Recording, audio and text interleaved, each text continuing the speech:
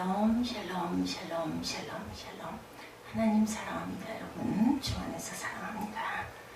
여기 37장 말씀이죠. 네, 1절부터 24절까지 그 중에서 14절에 여호와의 이것을 두고 가만히 있어서 하나님의 오묘한 일을 깨달으라 이렇게 말씀하고 있습니다.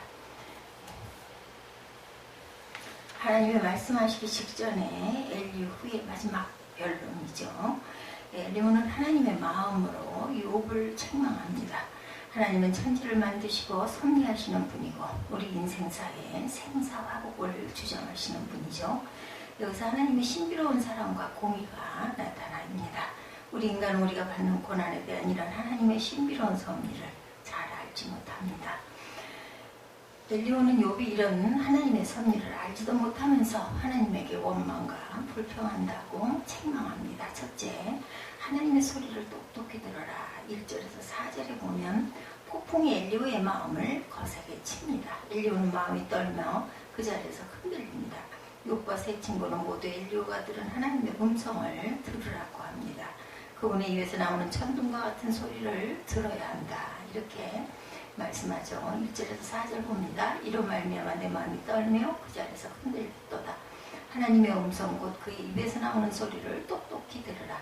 그 소리를 천하에 펼치시며 번개불을 땅 끝까지 이르게 하시고 그 후에 음성을 발하시며 그의 위험찬 소리로 천둥을 치시며 그 음성이 들릴 때에 번개를 멈추게 하시느니라. 이렇게 말씀하죠. 하나님이 하늘을 가로지르면서 번개를 땅 이 끝에서 저 끝까지 가로지르게 하시죠.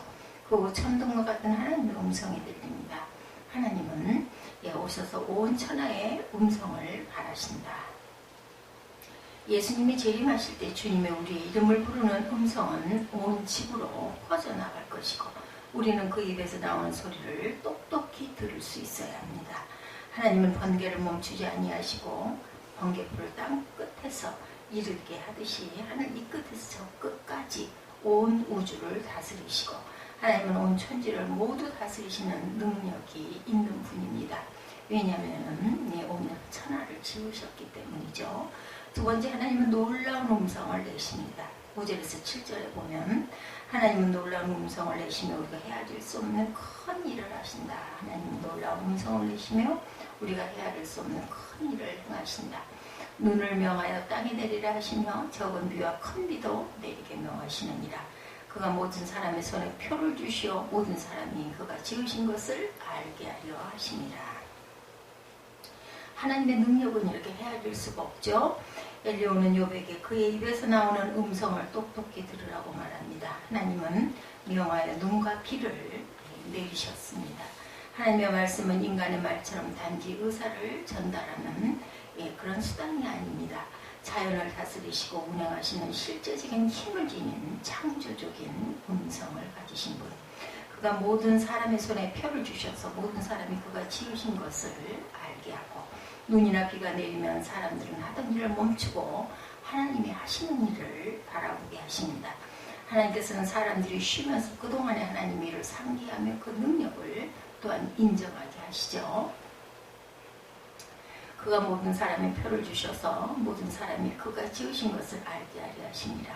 8절에 보면 그러나 짐승들은 땅속에 들어가 그 처소에 머물고 폭풍은 그 밀실에서 나오고 추위는 북풍을 타고 오느니라. 하나님의 입금이 얼음을 얼게 하고 물의 너비를 줄어들게 하느니라.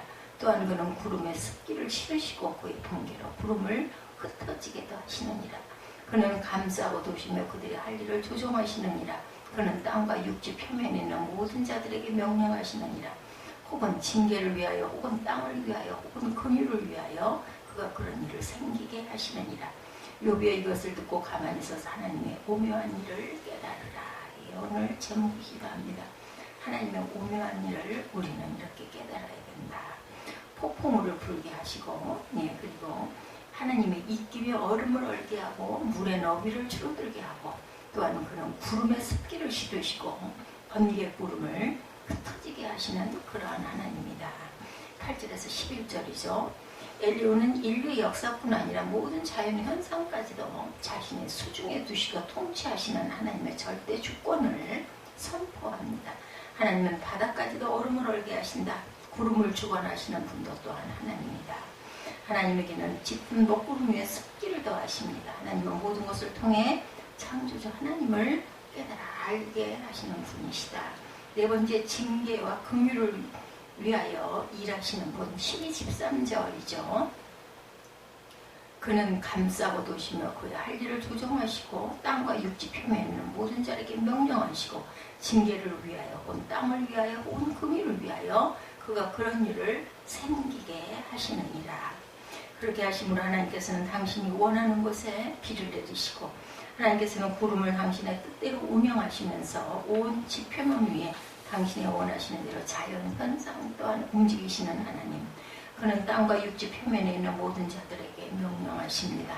하나님의 명령은 반드시 이루어지죠.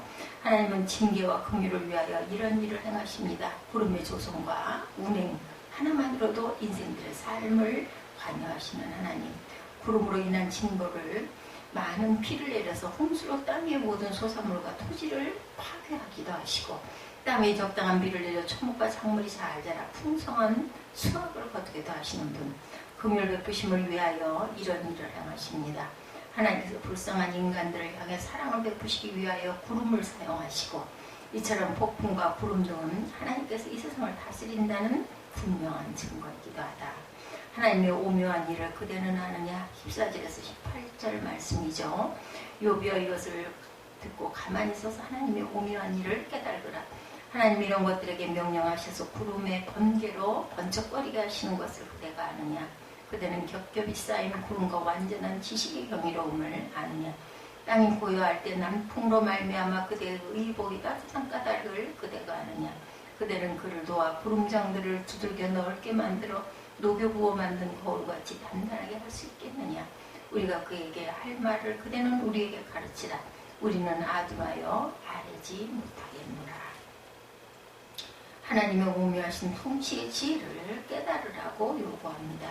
엘리후는 욥에게 자신의 말을 자세히 듣고 생각하고 또한 하나님의 오묘한 일을 지혜를 깨달아라. 엘리후는 이미 자신의 말을 다 했고 이제는 남은 것은 욥이 그 속에서 자신의 어리석음과 나약함을 깨달는 일뿐이라고 말합니다. 엘리후는 욥에게 하나님의 모든 것을 움직이셔서 세계를 통치하시는 것을 아느냐고 반문합니다. 우리는 하나님의 사랑과 공의로 이 세계를 움직이시는 것을 알아야 합니다. 하나님이 단지 만물의 창조자만 되시는 게 아니라 직접 운영하시는 주관자임을 엘리후는 밝히고 있죠.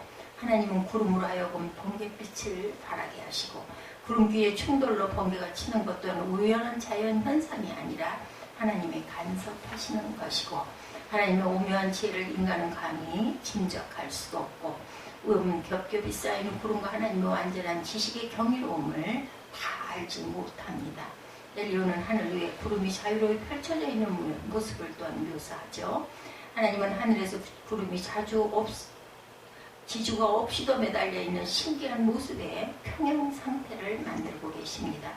당신의 지혜로 온 우주를 운행하시고 섭리하시는 주권자 하나님, 우리는 인간의 한계를 인정해야 합니다. 하나님의 남풍으로 어떻게 따뜻하게 하는지 모릅니다. 이 열풍은 강한 열기를 내리쬐는 폭염과도 같아서 사람들의 의복을 입을 수 없게 만들 만큼 뜨겁게 합니다.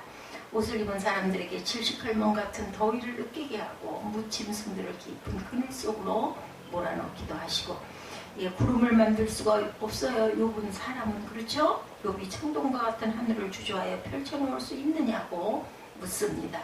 우리는 모르고 할 수 없다는 것을 알아야 합니다. 우리는 하나님 앞에서 겸손해야 되겠죠? 6번째, 우리는 아둔하여 아뢰지 못하겠노라. 19절에서 22절에 보면 우리가 말하고 싶은 것을 다 하나님께 아뢰지 못하며 욥에게 하나님과 변론하려는 태도를 엘리후는 책망합니다. 하나님의 섭리와 지혜에 도전하려는 태도라고 말하죠. 하나님 앞에서 인간은 당당히 말할 수 없습니다. 욥은 엘리후의 말을 들어야 했고 하나님의 섭리에 대항하는 욥을 이치의 어두운 자라고 엘리후는 책망합니다. 하나님 앞에서 인간은 당당히 말할 수 없고 그리고 또한 왜 그렇게 하십니까? 라고 따질 수가 없습니다. 하나님은 절대 주권자고 섭리자가 되시기 때문이죠. 그러다 하나님께 삼켜지게 될 것이다. 하나님께 따지는 것은 너무도 어리석고 결국은 자신을 파멸의 구렁텅이로 몰아넣는 것이라고. 엘리후는 자신의 어리석은 변론이고 자신의 파멸을 초래하는 것을 알고 있었기에 욥처럼 천박하게 행동하지 않는다라고도 말합니다. 때로는 사람들에게 하나님의 자비로운 손길이 감춰진 것처럼 보일 때가 있지만 이럴 때 사람들은 혼란에 빠져 당황하고 심지어 하나님을 배반하거나 대항하기도 합니다. 그렇다고 하나님이 완전히 사라져 계신 것은 아니죠. 다만 사람이 볼 수 없을 뿐입니다.